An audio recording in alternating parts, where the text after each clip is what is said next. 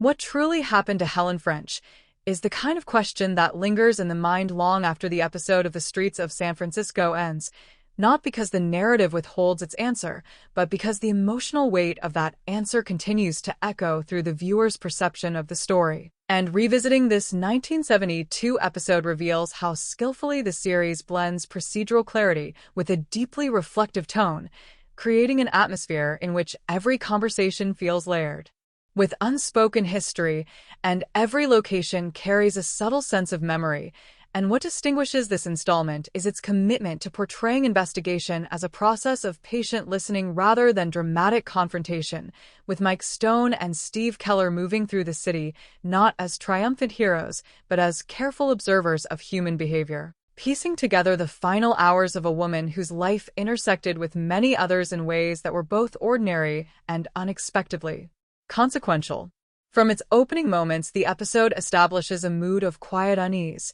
allowing the viewer to absorb the absence of Helen French before fully understanding the circumstances surrounding it. And this decision creates a narrative tension that is more psychological than physical, inviting us to consider how easily a life can become a mystery once it is no longer present to explain itself. And as the detectives begin their inquiry, the story unfolds through a series of encounters that reveal fragments of Helen's personality and relationships,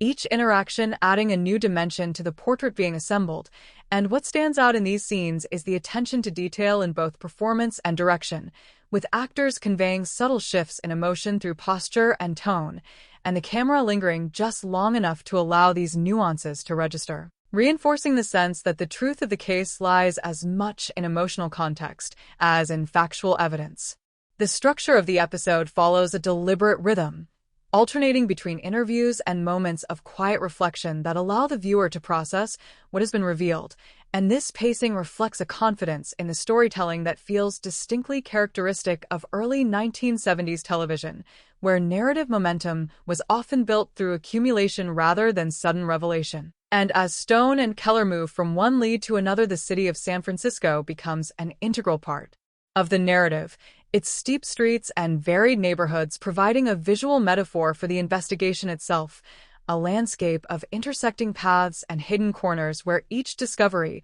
leads to another question. And this sense of place enhances the emotional resonance of the story, grounding it in a tangible reality that makes the unfolding events feel both specific and universal. One of the episode's most compelling qualities is its portrayal of the detectives as individuals shaped by experience rather than archetypes defined by genre conventions, and their interactions reveal a partnership built on mutual respect and differing perspectives, with Stone's measured calm balancing Keller's more exploratory approach. And this dynamic adds depth to the investigative process, making it clear that solving a case involves not only gathering evidence, but also interpreting human behavior. And throughout the episode, their conversations reflect a thoughtful engagement with the complexities of the situation, acknowledging that the people they question are not merely suspects, but individuals whose lives have been affected by Helen's presence in ways that may not be immediately apparent. As the narrative progresses, the viewer is drawn into a web of relationships that complicate any straightforward interpretation of events,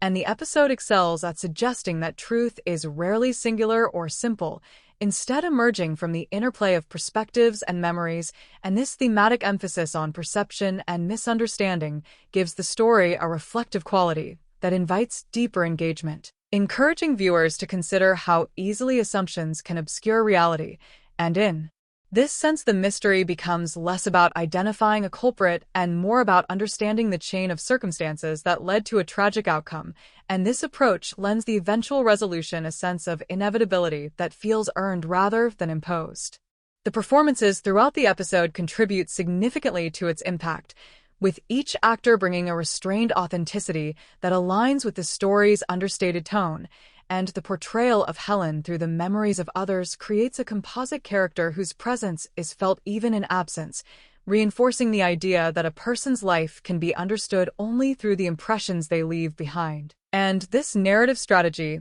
allows the episode to explore themes of connection and isolation without resorting to overt exposition, relying instead on the gradual accumulation of detail to build an emotional portrait that resonates with viewers long after the case has been closed. Reflecting on the episode as a whole, it becomes clear that its enduring appeal lies in its ability to balance procedural elements with a deeper exploration of human relationships, creating a story that functions both as a mystery and as a meditation on the fragility of trust and the consequences of choices made in moments of vulnerability. And this dual focus gives the narrative a richness that elevates it beyond the conventions of its genre, allowing it to stand as a testament to the strengths of character-driven storytelling, and in comparing it to other entries in the series, it feels particularly introspective,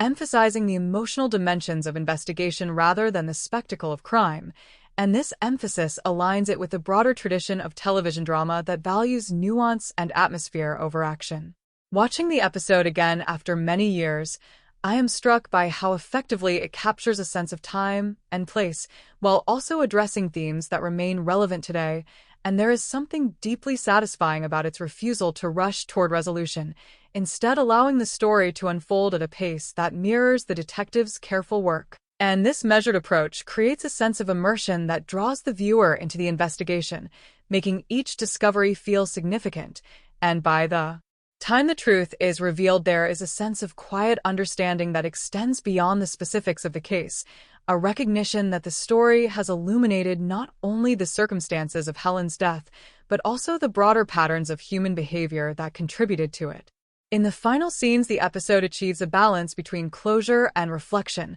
offering answers while also acknowledging the emotional complexities that remain, and this tonal subtlety is one of its greatest strengths, ensuring that the story lingers in the viewer's mind as something more than a solved mystery. And for me, the experience of revisiting Who Killed Helen French is both intellectually engaging and emotionally resonant,